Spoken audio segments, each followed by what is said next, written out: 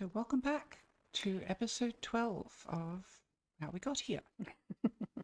We're not here yet. Not here yet, no, but We'll get there when we get there. But we're getting there. And today we're looking at my grandfather and some various events in his life. This grandfather is my father's father. I'm starting off with a couple of things to show you. First of all, up in this top left-hand corner, you'll see a little oriental purse and a little magnifier, a one-line magnifier. You'll find out all about them at the end of this session, why they're very important in the overall scheme of things today and in the future as well. The photo that you can see is my grandfather, Frederick John Grace, his wife, Edith Maud Grace. She was Edith Maud Abrams before she was married. On the left, the children are my father, Frederick George Charles Grace, my auntie Yvonne. Yvonne, I've forgotten her middle name, Yvonne King she became when she got married. Down the bottom is my uncle Greg, Gregory Snell Grace. Standing up there looking absolutely beautiful is my auntie Joyce. Sorry, I've got the girls the wrong way around. That's Auntie Yvonne with the beautiful curls and Auntie Joyce there. There's a slightly, you can see Yvonne has a softer face than Auntie Joyce. And the photo, the background is a regular one that the photographer would have used for such a family portrait. They're sitting on quite an ornate and decorated chair, seat, whatever. And down the bottom, I know exactly where the photo came from.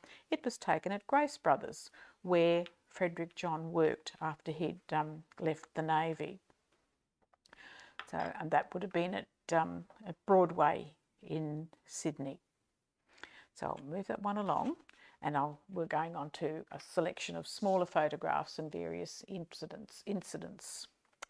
Okay, this picture is Frederick John Grace taken at the Domain in Sydney on Anzac Day 1946.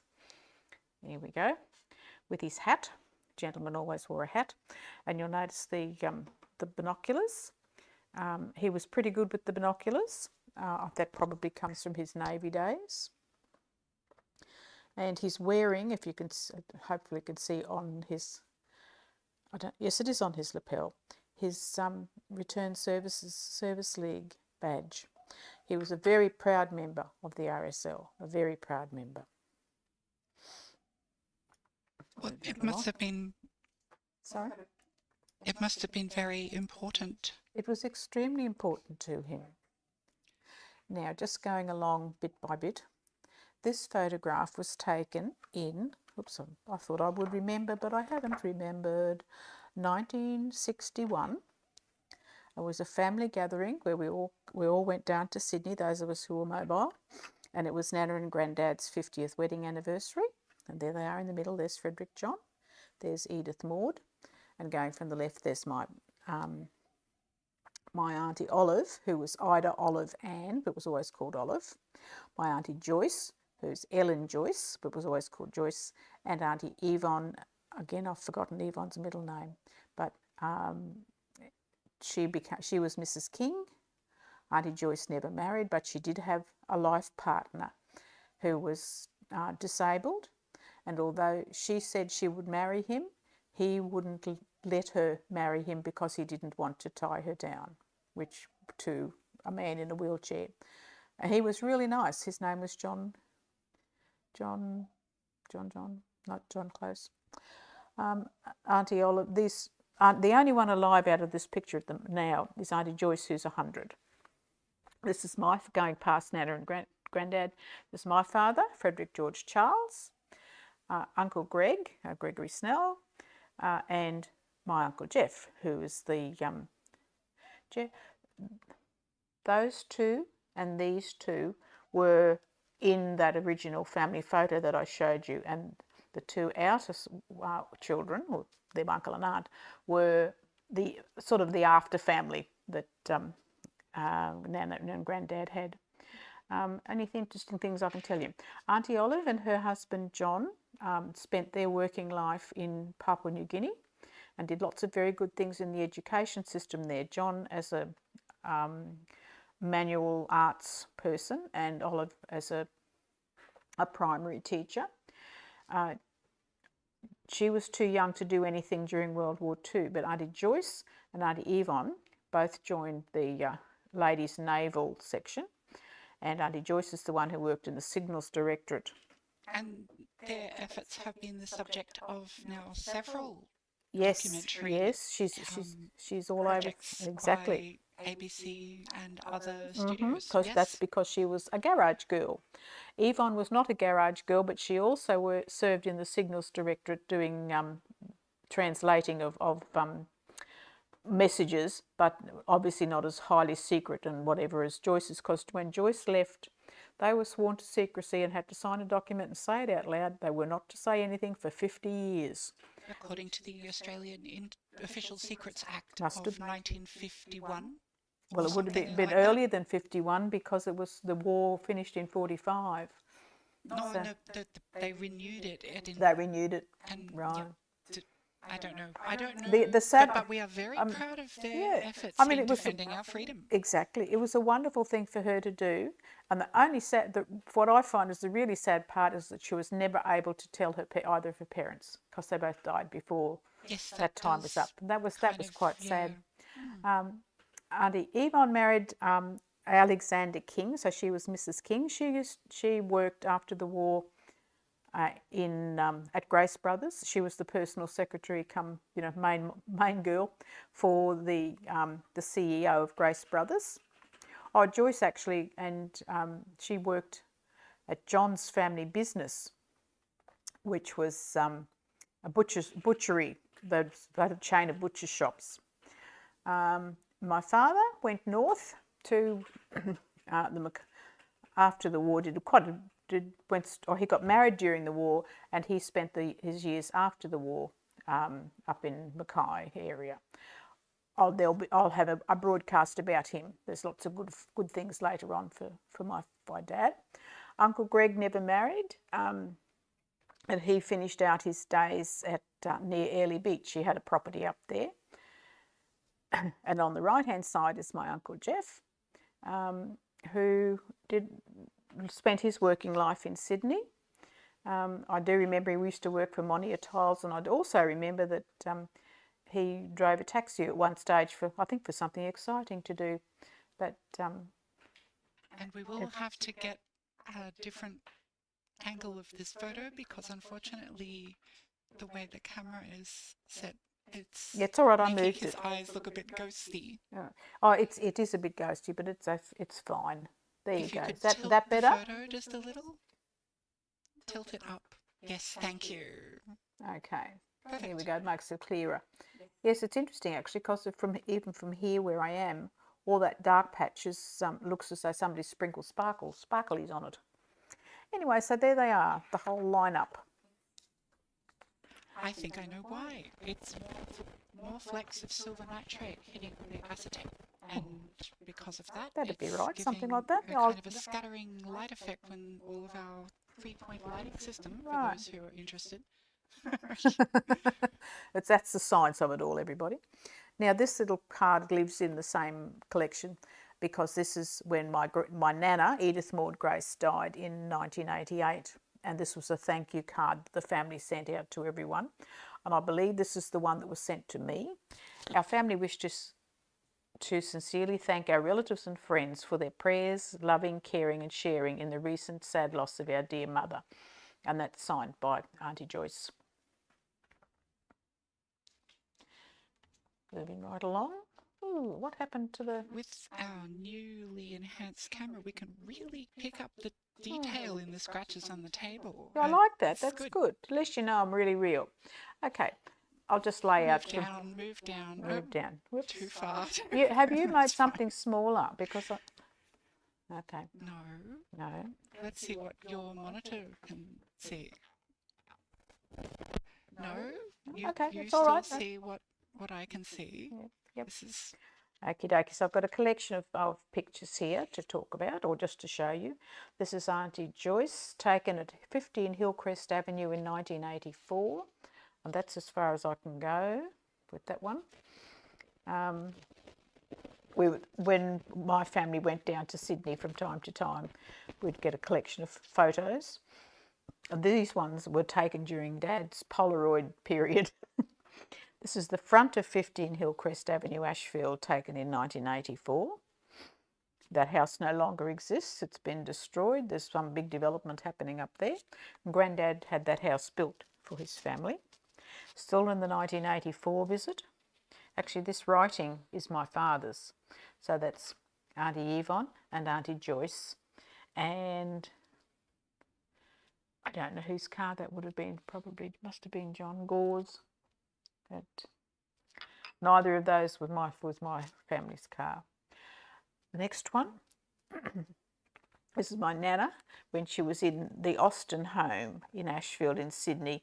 And this was taken in 1983 when she was 92 years old. That's, yeah. Okay, I'll put it over like that. It's a little bit easier. One more. And this is Nana again. And this one was taken in about 1980. I'm not quite sure, but that's what I've written on the back. That was before she went into the home. That's in her house, and that's when she was at the home. Edith Maud and Frederick John Grace at 15 Hillcrest Avenue, about 1980. You won't remember, but when you were one-ish, we went down to Sydney. Probably to show you off, among other things. So that would have been taken. Audience member, you were all doing this at one. So it's Nana and Granddad. And Granddad has his crutches he was using mostly then. He'd had a very nasty accident to a hip, and he had one of the very early hip replacement items. And when he had it done, he signed papers to say that when he died, they could have the artificial hip joint back to have a look at it and to see what had happened. The only problem was he lived for so long that by the time he died, they were on to about models number 653. So nobody was interested in his hip anymore. And I'll just put this one on the top there. This was Auntie Joyce, taken in 1980, that same visit as that one. And that's in the backyard at Auntie Yvonne's house, actually, that was taken. So it's interesting to look at the styles of clothing and so on. I find that quite interesting. Right, I'll bundle these up.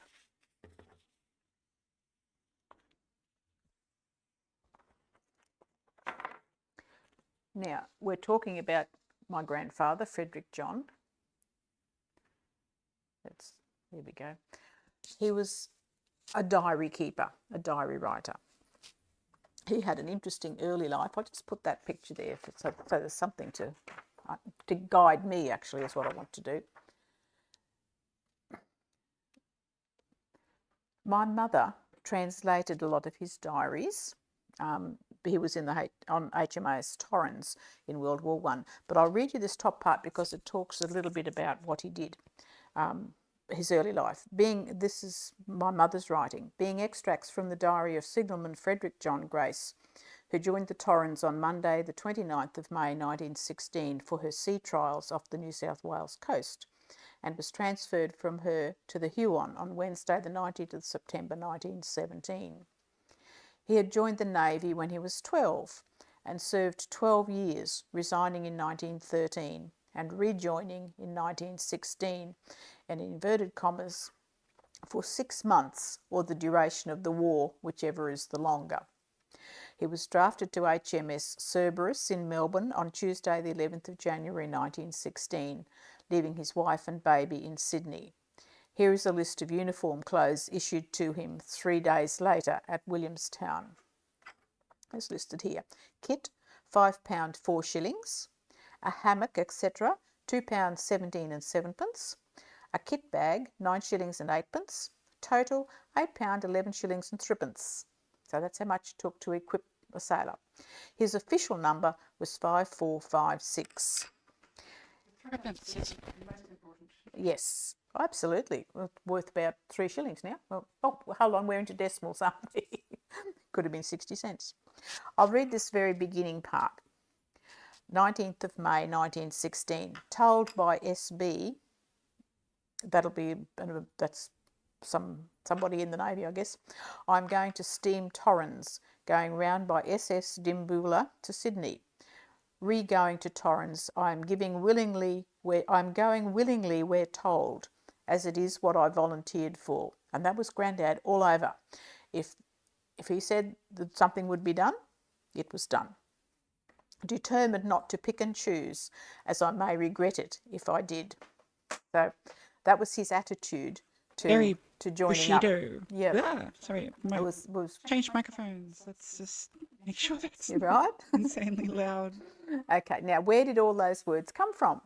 Well, as I said, he was an inveterate diary keeper, and this is where the words came from. 1914, I don't know what happened to 1915, 1916, Got there after 1917, 1918, 1919, 1920, and 1921. So there's a lot of naval history in there.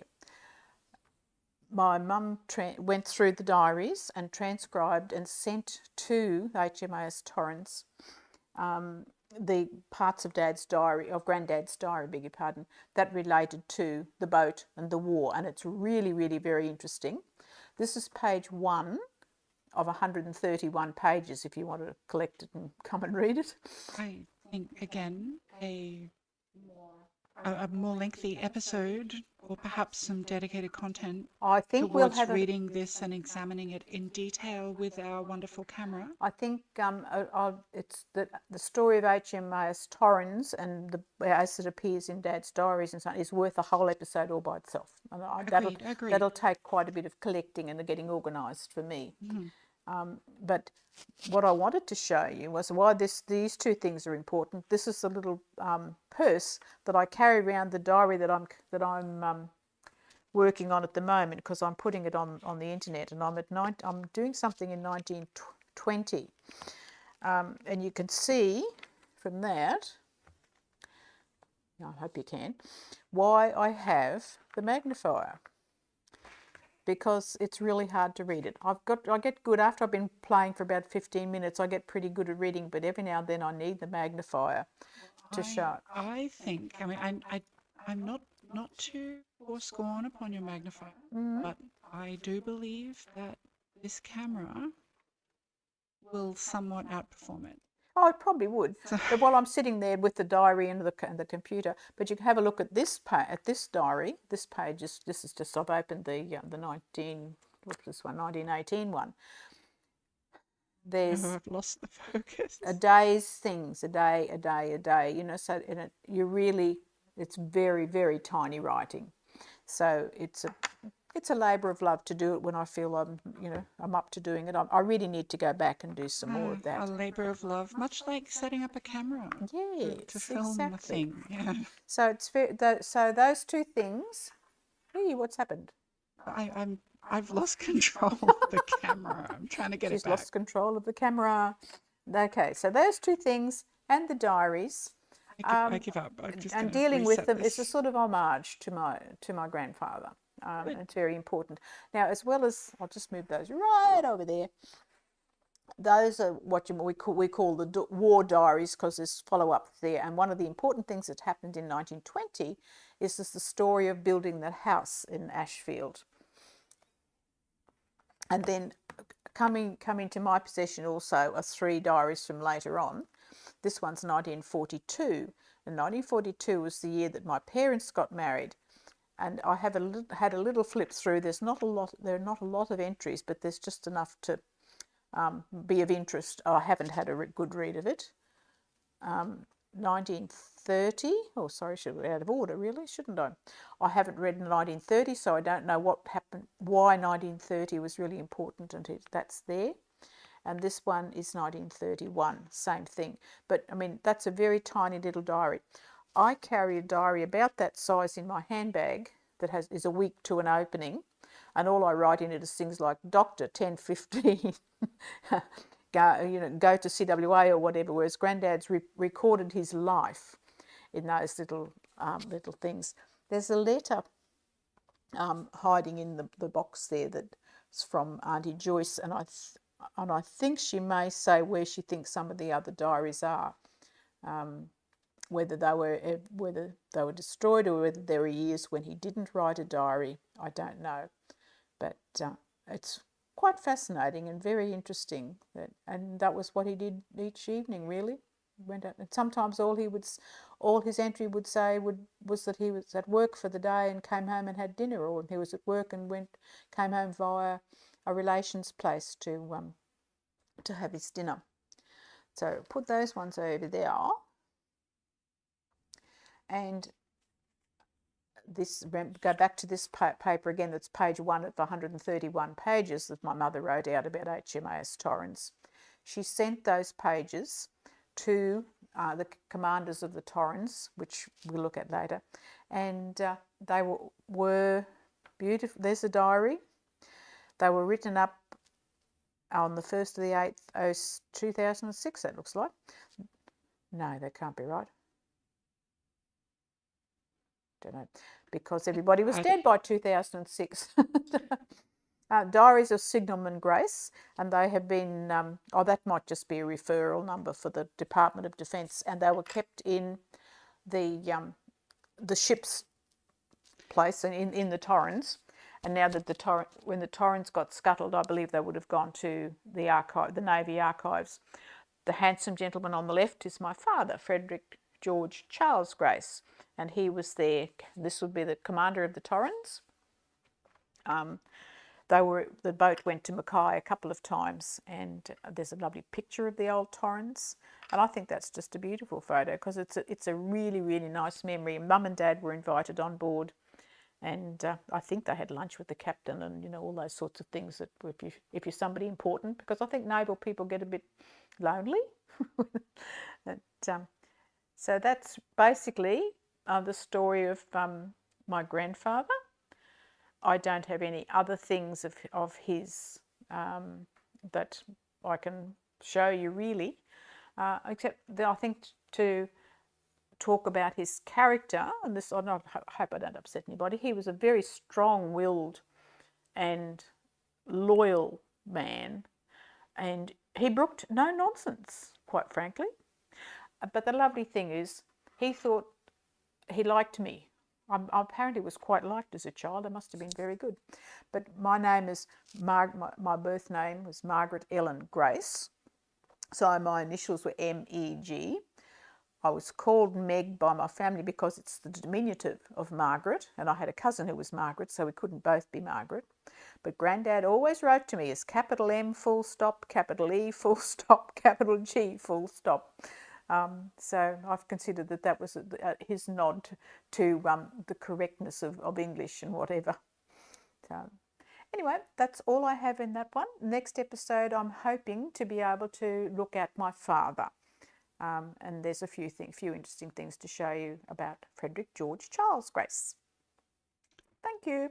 Okay, well, short one today. Thank you. And we'll see you again